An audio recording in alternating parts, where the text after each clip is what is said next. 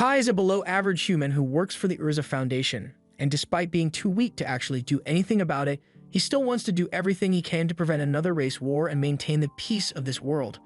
One day, he finds a girl chained up on a sky platform, and from the way she looks, she's apparently half angel and half demon, and upon seeing him, she begs him to help free her.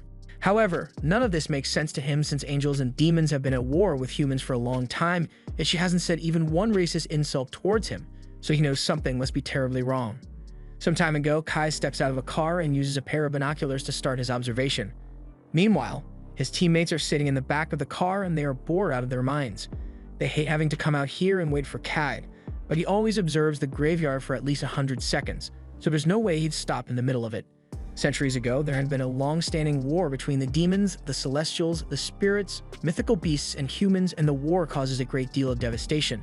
So Kai wants to make sure something like that never happens again. He is currently a part of the Urza Foundation, and he has an obligation to observe this graveyard, where the demons have been sealed away to make sure nothing goes wrong.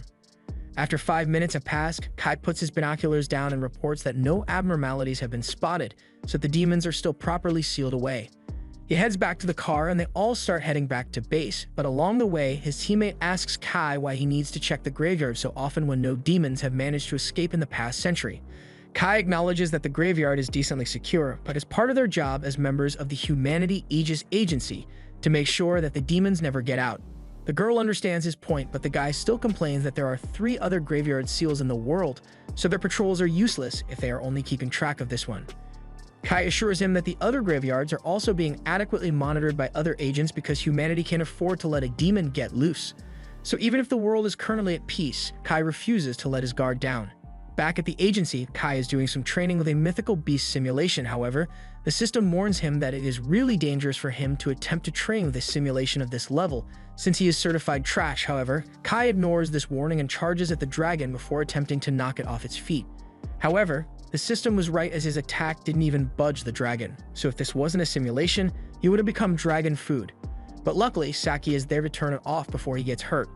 She complains about Kai taking too many risks, but he justifies it by saying training is meant to be risky, otherwise he wouldn't be able to improve himself. With how hard Kai works, the girl jokes that his name would have gone down in history if he was around to fight in the War of the 5 Races. But unlike the prophet Sid, Kai knows he's not cut out for something like that. He honestly finds it hard to believe that a human could ever win against any of the heroes of the different races. They were immensely powerful warriors who led their races into battle. Vanessa of the demons, Alfreya of the celestials, Kyoko of the spirits, and Rathi of the mythical beasts. There's no telling what could have happened if those 4 were still around, but luckily, they were all defeated by the prophet Sid. However, that's just the story they've been told since there is no evidence that Sid or his golden sword even exists in the first place. The other heroes all have videos that prove that they were there, but strangely, there's nothing about Sid. Even with the lack of evidence though, people still like to believe that he exists because it is comforting. After that, Seki goes over to Ashran, who got knocked out by the dragon, and tells him to get up since they need to start thinking about their gift for Jin's promotion celebration. Ashran says they can just get her a bouquet of flowers or something, but Saki thinks that is too boring since everyone else will be getting flowers as well. Jin is getting transferred to the royal capital of Urzak for her exceptional abilities despite only being 17, so they need to get her a special gift for the occasion. Just then, Kai receives a message from Jin asking him to meet her tomorrow morning, and she specifically asks for this to be kept secret from Ashran and Saki, but they are already looking at the phone, so they start asking if he is dating Jin. And Kai doesn't want to answer any of their questions, so he just decides to run away. By the next morning, Kai is out waiting for Jin to arrive at their meeting spot, and she soon shows up, clearly having put a lot of effort into dressing up for the occasion. Kai is surprised that she actually showed up on time for once since normally he would end up having to wait at least an hour or so. Jin calls him rude for saying that, but she admits that she was extra careful to be on time for their date since she's going to be transferred soon. Just then, she notices that Kai is still in his uniform despite today being his day off, but that is just because Kai came here right after finishing his morning training, so he didn't have time to change. Kai is literally the only guy who would act so casual about going on shopping with her, but that's what she likes about him. The two of them proceed with the shopping, and while Jean is checking out some jewelry, Kai asks what the purpose of this shopping trip is, so she explains that she wants to get goodbye gifts for Saki and Ashran. She knows they are planning to get her a gift, so she wants to give them something in return before she goes since it might be the last time they ever see each other. Kai says she's exaggerating a bit since her transfer will only last 2 years, so she'd be back here in no time. but then Ashran and Saki would have completed their service as soldiers, so they would be civilians at that point. In fact, in 2 years, Kai and Jean are probably going to be the only soldiers left with the human Aegis agency. Kai tries to cheer Jean up by reminding her that she's been working hard so she can take over as the head of Urzak after her father steps down. She's been dreaming about it since she was a kid, so she shouldn't be sad about getting closer to her dream. After that, they go on with their shopping and have a fun time with one another, so by the time they are done for the day, Jin thanks Kai for agreeing to come with her since he made the trip a lot easier for her. While waiting at a stoplight, Jean recalls the time Kai went into the graveyard at the age of 10. He was there with Jean's father, but somehow he ended up falling into the realm where the demons had been sealed.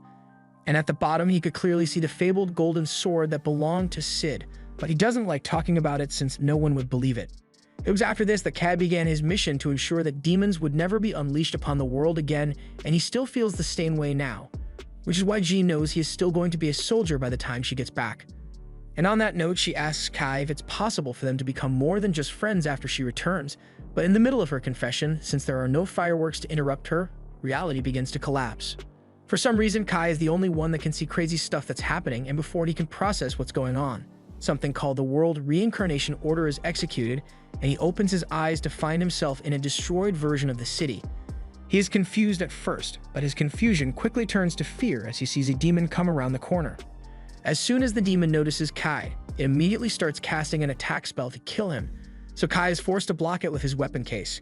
He managed to survive that initial attack, but the demon isn't done yet as it begins to charge up a secondary attack, so Kai makes a run for his gun, and as soon as he gets to it, he loads some of his special bullets and uses them to cancel out the demon's magic.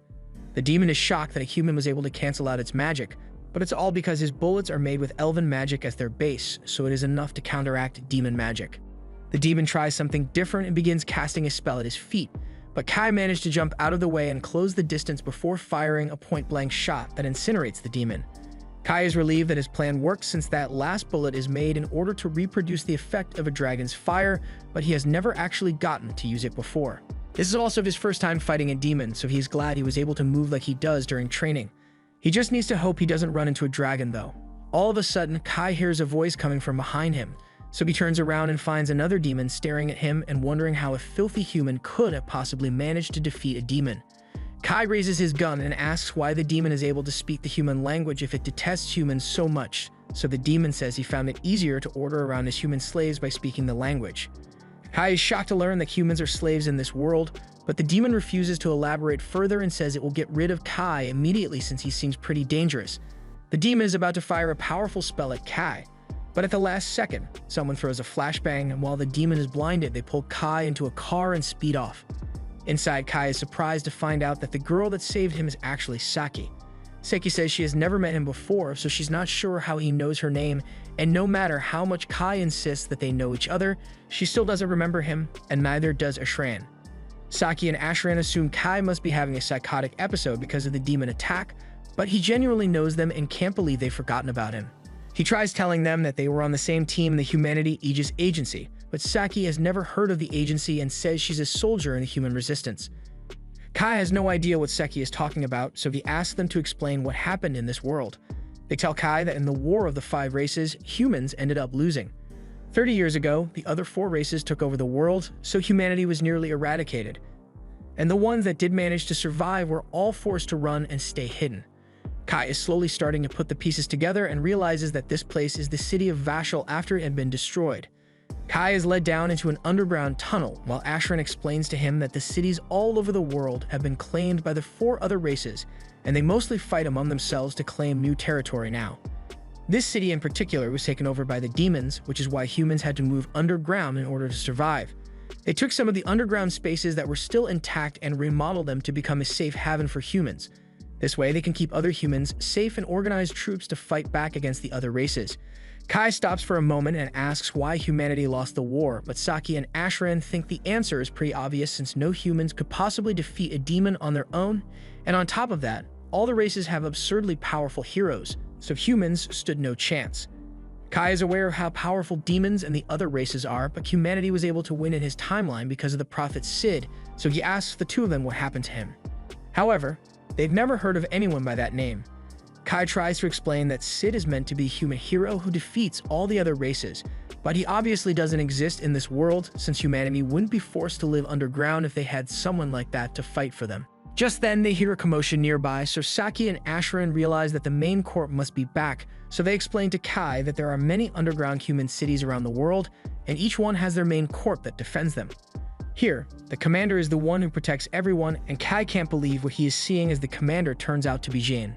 Jane is greeted by Saki and Asherin, and they tell her about how they found Kai out on the surface, so they brought him inside. Jane compliments them on their good work and walks past Kai, showing no recognition whatsoever. Kai can't accept that Jane doesn't remember him, so he tries to remind her that they were literally shopping together a few minutes ago, but Jane has no recollection of this, so she says she's just going to leave. Before she goes, Kai asks why she's acting like a man when her dream was always to surpass her father as his daughter, and this statement makes her pause for a moment, but Kai is quickly stopped from saying anything more to her. That night, Kai spends his time looking through the records of this world, and everything is the same aside from the fact that all records involving him or the prophet Sid do not exist anymore. However, something still doesn't make sense to him, since if Sid never existed in this world to seal away the other races, then why do the graveyards he created still exist? To investigate, Kai heads over to the graveyard the next day and finds that the blockade stone that was meant to keep its seal has been removed, so he heads inside and discovers the golden sword of Sid inside.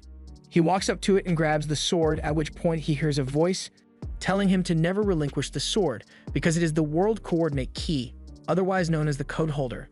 The sword then opens a gate which transports Kai to a mysterious platform, and upon climbing the stairs he finds the half-angel, half-demon girl chained up.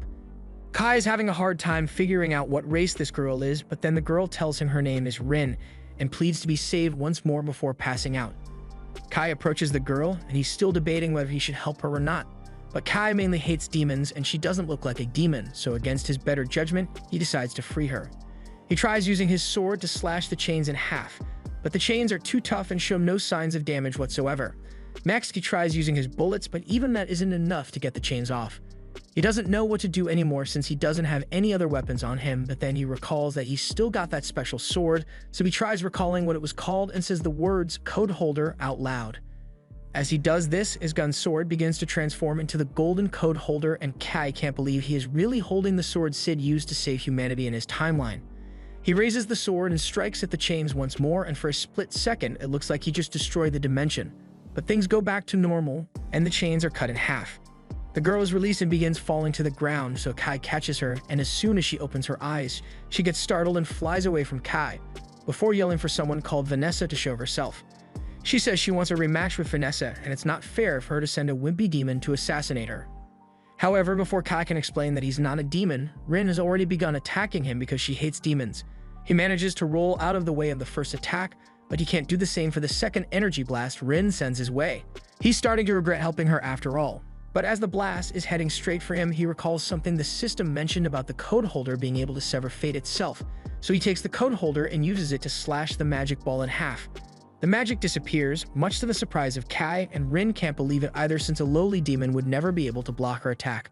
Kai finally tells her that he's not a demon, and he has no idea where she got that idea from since he has no wings or tail, so he's clearly human. Rin realizes her mistake, so she apologizes for mistaking him for a demon and attacking him out of nowhere. But she happens to really hate demons, so it's always straight violence on sight whenever she meets one. Since she hates demons as well, Kai at least has confirmation that she's not a demon, but he still doesn't know what race she is, so he asks her. So she begs Kai not to ask her about it. Kai agrees to drop the subject about her race for now, but he still has other questions he would like to ask, like where the hell they are. Unfortunately, Rin has no idea what this place is either. All she remembers is that she was fighting Vanessa, and all of a sudden, she found herself in prison here. Kai recognizes the name and asks if Rin is referring to the same Vanessa that's the hero of demons, and Rin confirms it. He is surprised Rin would pick a fight with a hero, so he asks if she is really that strong, and in response, Rin proudly states that she could wipe out an entire army of demons on her own if she wanted, but from what she has seen, Kai is equally as impressive as her since he was able to stop her attacks. She asks how he managed to pull it off, so Kai is about to tell her about his sword, but just then, he notices a portal behind Rin, which a hideous monster emerges from. The monster says something about the Fate Singularity entity having awakened, and since it poses a great threat to the new world, it will commence protocol to remove it. The monster attempts to strike Rin down, but Kai pulls her to safety at the last second. The power of this monster is no joke, so Kai says he and Rin have no choice but to run, and Rin agrees, so he grabs her hand and they both flee.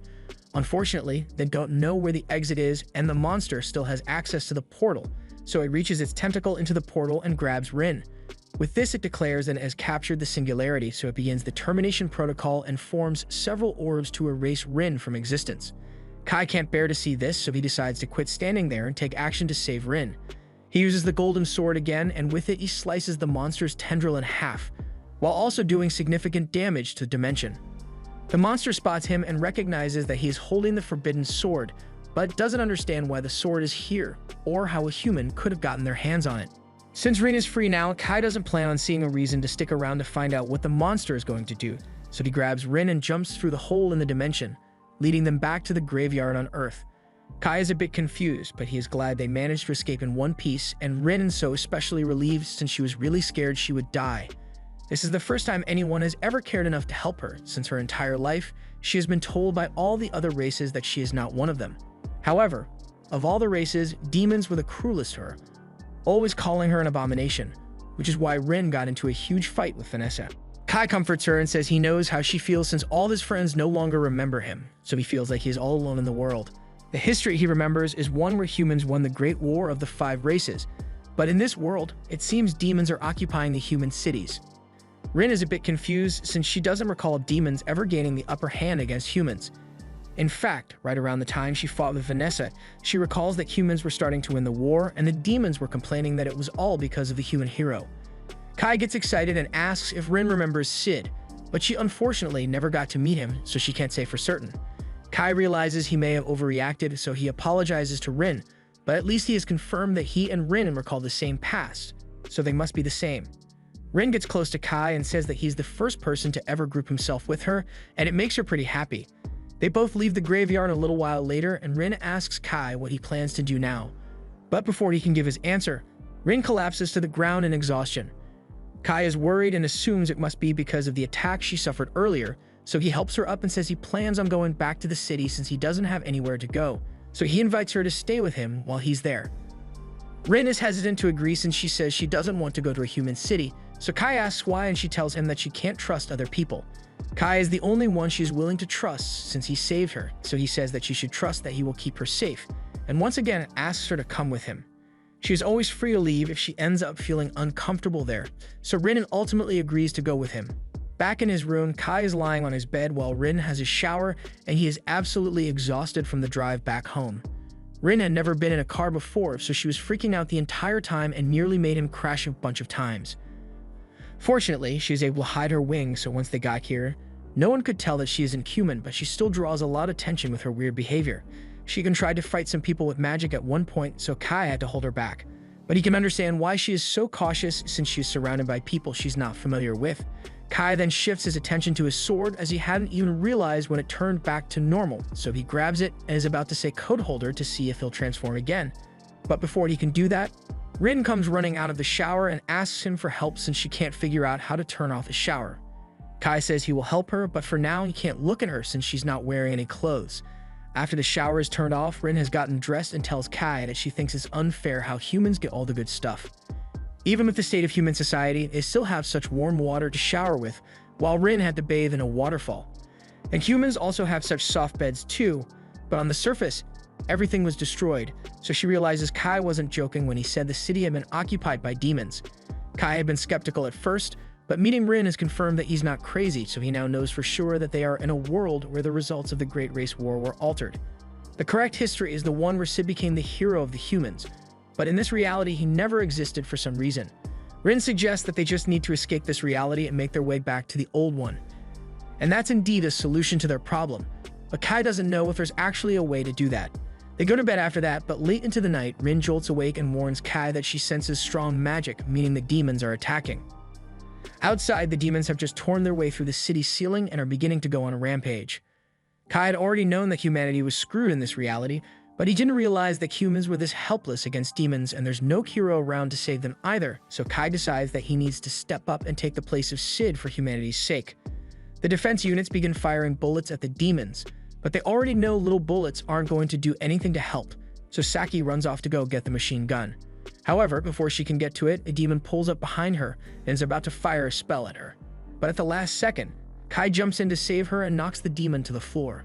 He tells Saki that she should use water against the demons since if their bodies absorb it, they'll become too heavy to fly, and once they are grounded, she should hit them with some grenades. Just then, Kai mimesis Ashran getting turned to stone by a demon, so he fires an anti-magic bullet to interrupt the spell and save his life. The demon proceeds to target Kai and tries to hold him down while another demon comes up behind him to attack. However, Kai slips past him and pushes the first demon away, while Rin blasts the second one. Afterward, Kai thanks Rin for the assist and compliments her on her strength, but even with their combined power, he's not sure they can save the city on their own. Ashran and Seki come running up to Kai and ask him how he was destroying magic with bullets and knocking demons around with his fists. Kai explains to them that he came from a world where humanity won the race war and his fighting technique, along with his special bullets, all come from that world. Saki and Ashran still don't believe Kai is serious about there being an alternate timeline, but before they can ask more questions, Ashran gets a message informing him that 2 demon scouts managed to escape, and if they report back to their leader about the location of this underground city, a whole army of demons are going to show up here and kill off every last human. Ashran says he needs to go report this to the rebel army headquarters, and Saki asks Kai to join them in heading there since his strength makes him a valuable asset, so Jean is sure to welcome him. Kai agrees to join them, so they all head for the headquarters located in the old royal capital. The place was destroyed years ago, but that's precisely why they chose to build their headquarters there since demons wouldn't think to search for them. The one who suggested the location was Jin's father, but he retired as the head of the rebel army 2 years ago due to an injury, so Jin took his place. They soon arrive at HQ and both Kai and Rin are brought to meet Jane. She has already received the reports from Ashran, so she asks Kai to tell her about this alternate timeline he mentioned earlier. Kai tells her everything he knows, but the other officials there call him a liar for daring to make such a bold claim. However, Kai mentions how he was childhood friends with Jean in the previous timeline, and how she always wanted to be like Og and Jur. Hearing those names catches Jin's attention, but she doesn't say anything yet and decides to end the meeting for today. Later that night, Jean asks to meet with Kai, and it looks like she is a little more open to the idea that Kai might have been telling the truth since very few people in this world know that she is a woman and the names Og and Jur were the nicknames of her father and grandfather. However, that doesn't mean she believes everything he said, but his combat skills and knowledge are worth relying on. She tells Kai about a plan she has to coordinate with the other human cities and repel the demons that will be coming to invade Neo-Vashel, but Rin doesn't think that's a good idea since that would only cause more and more demons to attack as time went on. Plus, if a high-ranking demon were to show up, then the whole plan would instantly fail. Jean is aware it's a reckless plan, but she can't think of anything better to protect the homes of the surviving humans. However, that's when Kai suggests that they only need to go after one demon to resolve this, and that's the hero of demons, Vanessa. Jean thinks it's crazy to even consider attacking a demon as powerful as Vanessa, but Kai is confident that the code holder will be able to work against her, so he says he and Rin will be the ones to challenge Vanessa. The demons are more focused on fighting the other races, so most of their forces won't be at Vanessa's side. All Kai needs is for Jean and her forces to hold off the rest of the demons while he engages Vanessa, so after Jean agrees to it, they immediately begin preparation to reclaim the Urza Federation. As preparations for the mission are being made, we hear a bit of Rin's inner thoughts, and while this world's current condition is due to a race war, she is the most racist of them all. She hates all the races for different reasons, with demons being deceitful, celestials being stubborn, and humans being weak. But most of all, she hates herself since she's part of every race. Kai is the only one who didn't reject her for her complicated Ancestry.com results, so she really hopes that Kai doesn't die on this mission. Once everything is ready, the team heads out and goes over the plan one last time. While the main force is tasked with stalling the rest of the demons, this squad will invade the palace through the underground network and defeat Vanessa, while also freeing any human captives they find. Stacky isn't worried about the main force since they should be alright with Jean leading them. What she's really worried about is that their team is meant to go up against the demon hero Vanessa, and there's only 4 of them on this team too. Kai explains that the team is small so they can minimize travel time, and Saki understands that, but she still doesn't understand why she has to be here. Kai understands that she's scared, but she and Ashran are the only ones he can trust to be his backup. Rin tries to comfort Saki and says everything will be alright since she is strong, so she would never lose to anyone weaker than Vanessa. But considering the fact that Rin lost her last battle with Vanessa, that didn't sound very reassuring. Rin says it's alright since this time she'll do whatever it takes to defeat Vanessa, even if she has to self-destruct to take her out, but that still doesn't make Saki feel better. While Saki has been freaking out in the back, Ashran admits that he is really worried as well since there's a lot of things they aren't sure about. They have no idea what state the government palace will be once they arrive. And it's also possible that they get spotted by demons before they ever manage to get there. Kai reassures Ashran that the demons won't be able to find them so easily since they're only sensitive to magic and humans don't possess any magical abilities. Knowing that makes him feel a little better, even if he's still nervous, but he can at least look forward to the glory he will get if they manage to defeat the demons.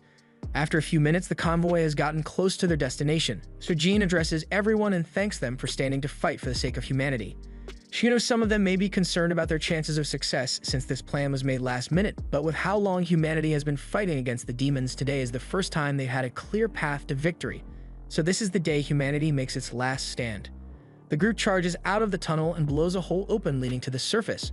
As they continue to charge, Kai is shocked to see that the government palace is in terrible condition and surrounded by dozens of demons. The demons finally notice the humans, so one casts a freeze spell to try and stop them.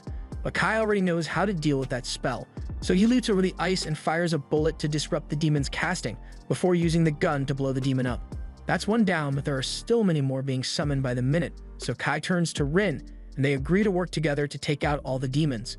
Kai points his gun upwards while Rin uses her magic to give him some extra power, and the resultant blast is powerful enough to strike down all the demons outside the palace.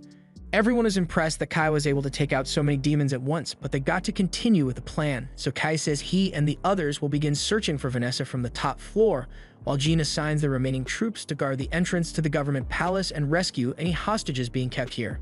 As Kai's group is climbing to the first floor, Fallon is starting to get suspicious, since that lighting attack he just did seemed a little too powerful to have come from his gun alone. Almost as if it was amplified by magic, and she's about to accuse Rin of being the source of that magic, but Jean interrupts and reminds her that Kai and Rin are going to fight Vanessa for their sake, so this isn't the time to be questioning them. As they get closer to the top, Rin spots an imp in the middle of summoning a large demon, and it was already too late to stop it as the demon appears next to them and grabs one of the team members. Fallon jumps in to save the guy by chopping the demon's fingers to pieces. She tells the others that she will hold the demon off, so they should go on ahead without her. She promises that she will catch up once she has defeated the demon, and since they don't have time to waste, Jean agrees and says they should meet back up on the top floor. As the team makes it to the top floor, a bolt of lightning is fired at Jean and she is unable to dodge it, so she gets electrocuted to death.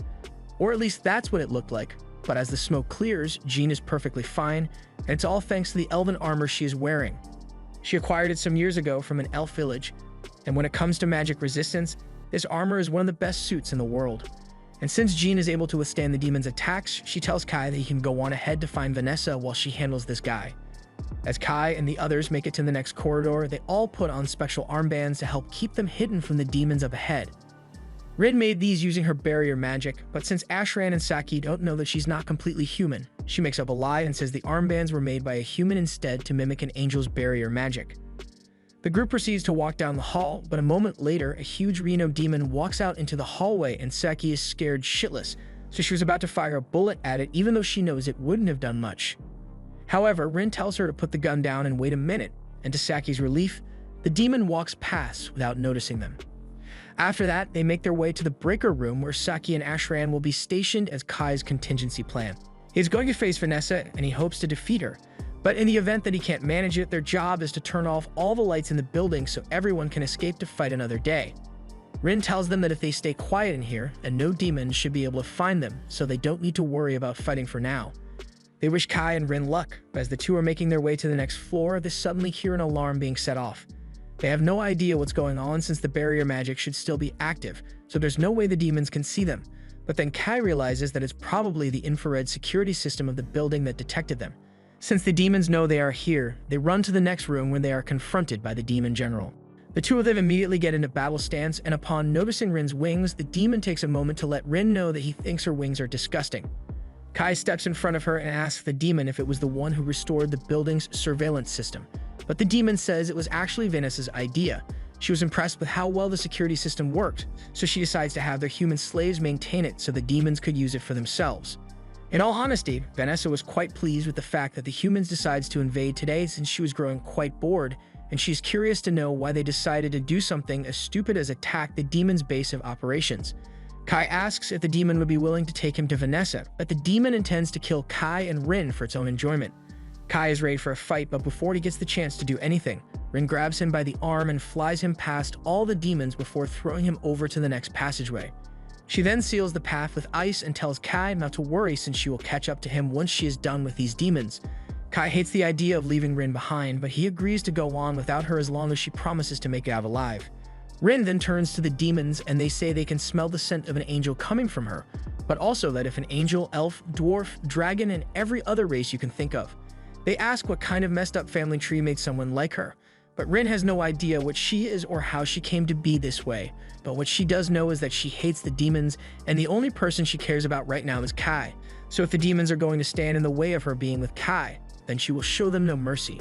On Kai's end, he has just arrived at Vanessa's throne room where she's been eagerly waiting for some entertainment, and at the same time, Jean and her team are still busy trying to take out that demon, but her sword attacks are proving to be ineffective, so as the demon flings her away and tries to burn her to ash, Jean takes some drastic measures and unlocks the true form of her sword and turning it into an elven bow, which she uses to strike the demon down. This time, her attack was effective, but it left her weakened since when elven magic items are used by a human who isn't capable of magic, it will chip away at her life force.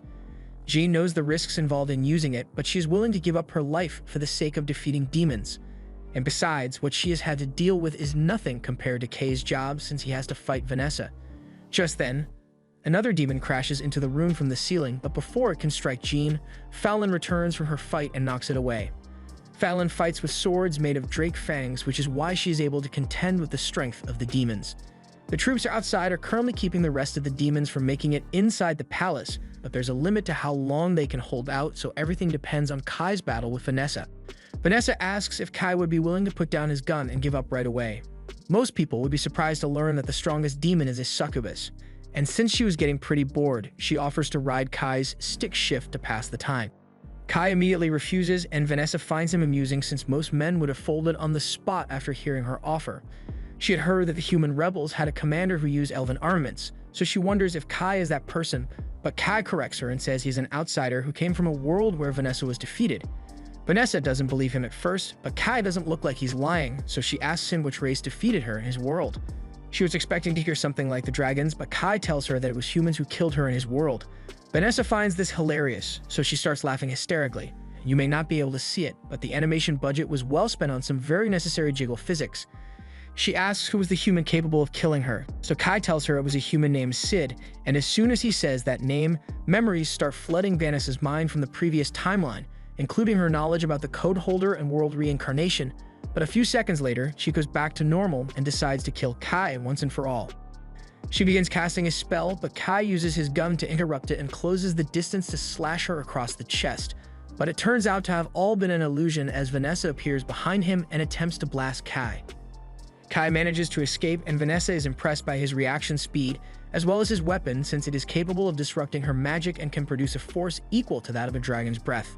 But that doesn't change a thing since she's still going to kill Kai, and to do that she casts a Devastation Purgatory Flame spell that nearly turns Kai to ash. He managed to survive that one, but the next spell Vanessa starts casting is an area of effect spell, so there's no way anyone who isn't a hero would be able to survive it. However, after she casts the spell, Kai is still standing, all thanks to the code holder. Just then, Kai hears Rin yell for him to stand back, and in the next moment, Vanessa gets struck by lightning. Rin defeated those demons, although it left her pretty badly wounded, but she was so worried about Kai that she rushed over as soon as possible to help him. Kai is worried about her, but they've still got to deal with Vanessa for now, so they prepare for their fight, but unexpectedly, that monster from earlier shows up and grabs Vanessa. It says Vanessa has been corrupted after hearing the taboo word Sid, so is going to erase her code from the world. After seeing it, Vanessa finally remembers Last Riser, and as she is about to get erased, she uses all of her power to break free and blast the monster into oblivion. The monster survives, but it goes. I have made a miscalculation, I ain't built for this, so have a nice day. Kai is shocked by the level of power Vanessa just displayed, so he asks Rin if she was really able to hold her own against someone as strong as Vanessa. But the last time Rin fought her, Vanessa was nowhere near as strong as she is now. Rin knows they stand no chance against her, so before Vanessa attacks, she flies in and tackles her, while telling Kai to run away because she won't be able to hold Vanessa for long. Rin casts a shadow prison barrier around herself and Vanessa to buy time, and while Vanessa recognizes this as the barrier magic of the spirits, is far too weak to hold up against her. Rin gets flung away by the force of Vanessa destroying the barrier, but before Vanessa can finish her off, Kai begins to charge forward to attack. Since he's got her attention, she directs her blast at him instead, and while Kai did manage to block a majority of the damage, he still looks pretty dead to me. Rin can't believe she let Kai get killed, and Vanessa mockingly asks her if she intends to try and avenge Kai's death, or maybe she'll run away on her own. Rin is sick and tired of hearing Vanessa's voice, so she's going to do everything in her power to make sure Vanessa pays for this. As Rin unleashes her full power, her body transforms, displaying characteristics of all the 5 races. Vanessa finds this amusing, but Rin isn't playing games anymore and gut punches the smile off Vanessa's face. In this form, it looks like Rin is able to match Vanessa's power and knock her around, but evidently, Vanessa was just messing with her. She finds Rin's chaotic form truly interesting, but she wonders why Rin didn't use it earlier since that way. She might have actually been able to buy enough time for Kai to escape. She asks if Rin was afraid to show her true nature or maybe afraid that she would be called a monster. Rin begins to cry, but Vanessa reminds her that she has no one here to blame but herself. Vanessa is the demon hero, so she's going to do what she wants. But Rin had the chance to save Kai, and she chose not to go all out of fear, so it's her hesitation that killed Kai. As much as Rin hates to admit it, Vanessa is right, it's her fault that Kai is dead, but that doesn't matter anymore. Nothing she does will be able to bring Kai back to life, so right now, she just wants to die. And she's taking Vanessa with her. She grabs Vanessa's hand so she can place a curse on her. And before Vanessa realizes what's going on, droplets begin leaking from her skin. These blood droplets are Vanessa's life force, and no amount of defense or resistance can defend against it. The drops will continue to fall until Vanessa and Rin both die, so under normal circumstances, this would be checkmate for Vanessa, but she still had one trick left up her sleeve. In the next moment, Rin collapses to the floor, and Vanessa explains that even though the curse can't be defended against, its effectiveness is still dependent on the magical power of the caster. Rin normally would have had enough magic to pull it off, but they are currently in Vanessa's base, so she had certain countermeasures ready in case she was ever attacked by another race, which is why there's a wide-scale curse circle behind Vanessa that affects spirits, magical beasts, and celestials. Since Rin is part of all 3, the curse should be 3 times as effective against her, so it's honestly insane that Rin managed to hold out this long. Rin now can't even avenge Kyle as she wanted to, so she just sits there and says she is sorry for not being useful to him. Vanessa is growing annoyed by Rin's pitiful display, so she prepares to finish her off with one final blast. However, before Rin could be killed, the blast was deflected by Kai, who turns out to be alive after all. He tells Rin that she has nothing to be sorry for, and that she was incredibly useful to him since her fight with Vanessa bought him enough time to regain consciousness. Rin can hardly believe that Kai is alive, and neither can Vanessa, so she asks him how he managed to survive that attack since no human should be alive after that. Kai recalls how he used the code holder to defend himself against Blast, which makes this the second time the code holder has saved his life in this fight. However, he doesn't say anything about it to Vanessa and just gets into stance to face her. Vanessa feels insulted that Kai would dare to challenge her, so she reminds him that he is nothing more than a piece of trash that survived her attack by luck. Her last attack left him on the verge of death, and the only reason she couldn't finish him off was because Rin was keeping her busy. Kai responds that the reason he is so determined to win is because Rin risked her life for his sake, so he's going to do the same for her. Vanessa is now intrigued and asks Kai if he has some sort of plan in mind for how he will defeat her because she would very much like to see what he's got. Humans keep telling her they will show her what human potential can do, but not once has she actually been impressed by a human. The spirit hero, the celestial hero, and the beast hero are all nuisances that get in her way, but at least she can respect them for being powerful. However, when it comes to humans, there is no one whom she can respect among them unless Kai claims to be strong enough to be humanity's hero. Kai tells her that he has no intention of becoming humanity's hero, but she did ask him to show her the potential of a human, so he's going to show her just how powerful a human can be. From this moment forward, he will be facing Vanessa as a representative of humanity, and although Vanessa can't imagine anything he could possibly do to beat her, she decides to take him seriously, so she uses her magic to summon a mini meteor to crush Kai. However, Kai is easily able to slice it to pieces with the help of the code holder. Vanessa is impressed that Kai is able to slice through her magic so easily, but she is still far from done, so she begins casting hundreds of Hellflame spells. But while she's doing this, Kai calls Ashran and tells him to cut the power immediately, so all the lights in the building go out. Vanessa realizes that she can't see even though she's got a literal flame on her shoulder, and since Kai doesn't have any magic, so she won't be able to sense him either. However, even if the human has no magic, the sword is full of magical energy, so she just targets the sword with her Hellflame attack. However, as the dust settles, she is shocked to discover that Rin was the one holding the code holder, and Kai is already behind her.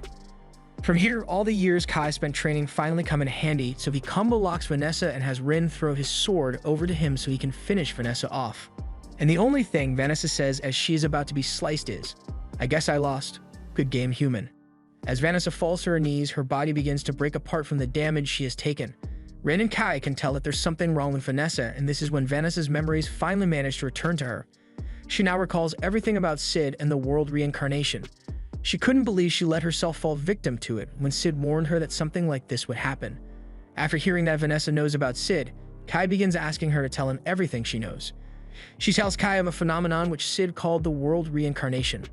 Someone caused this reincarnation to occur and alter the course of history, so Kai has to go and find this person, as it is bound to be one of the other three heroes. Sid had foreseen the world reincarnation, which is why he entrusted Vanessa with his sword to ensure that it wouldn't get stolen by the enemy. It is the one and only key to correcting the alterations made to this world. Kai asks why Vanessa and Sid would be working together when they are meant to be enemies, but while Vanessa did fight with Sid once, Sid earned her respect as a strong fighter and worked together. There's a lot about the previous reality that Kai doesn't know about, so Vanessa warns him to watch out for the Zero Code because it is magic that is incredibly troublesome to deal with. Aside from that, she tells Kai that he did well against her and she was really impressed with him. From his plan to utilize the darkness to his courage and combat skill. She is now sure that this is what Kai meant by human spirit, but she still feels incredibly frustrated for losing to him like this. She can't make excuses, but she would love to face Kai again. So she tells him that if they ever meet again, she's going to have a lot more fun with him. Kai is at a loss for words after what Vanessa just told him, but the exhaustion from the fight soon catches up to him, so Kai ends up falling to his knees, but he is relieved that he actually managed to defeat Vanessa after all. The news that Vanessa has been defeated spreads to all the human survivors, and before long, they've all gathered back at the Urza Foundation to begin reclaiming it. Things are finally looking up for the humans, but while everyone is happy with humanity's latest victory, Kai is still lost in thought about what his next move will be. Rin asks him if something is wrong, and he says he had thought something happened to the two of them, which was why they were the only ones who remembered the old world. But if he is to believe what Vanessa said, then it's actually the opposite, which is true. The world around them got changed, and they were the only ones who remained the same. Rin says she wants things to go back to the way they were since she thinks this world is really scary, and Kai agrees with her, but he still has no idea how they'll change everything back. Just then, Jean comes up to Kai and Rin, and she wants to express her gratitude to them. It may be in ruins right now, but the only reason the humans have been able to reclaim their city is because of Kai and Rin's efforts. That's why she wants to thank them on behalf of the rebel army. However, she can't help but notice that Kai and Rin don't seem very happy despite their victory. Kai tells her that he is actually pretty relieved that he won since he doubts he could beat Vanessa if he ran into her again. Now that Vanessa is gone, humans can rebuild the city to how it was and maybe even better than it has ever been. But that is going to have to be handled by someone other than her. The people who were around when the Federation first fell to the demons would be much better suited to lead the restoration efforts, so she's not going to do it. But if she doesn't want to help rebuild, Kai and Rin ask her what she'll do instead. Jean explains that there are 3 other federations that were conquered by the other races, the Eo Federation, the Yulan Federation, and the Shoals Federation. Each one is currently under the control of one of the remaining races, and each one has a human rebel army fighting back against them. She plans to head over to help launch a large-scale operation to form a united rebel front. The news of Vanessa being defeated has already spread across the continent, and humans everywhere are more motivated than they have been in ages because of it. That is why Jean was hoping Kai and Rin would be willing to come with her and help the other rebel armies. If they work together, they may be able to accomplish the same thing the humans of Kai's original world did and get rid of all the other races.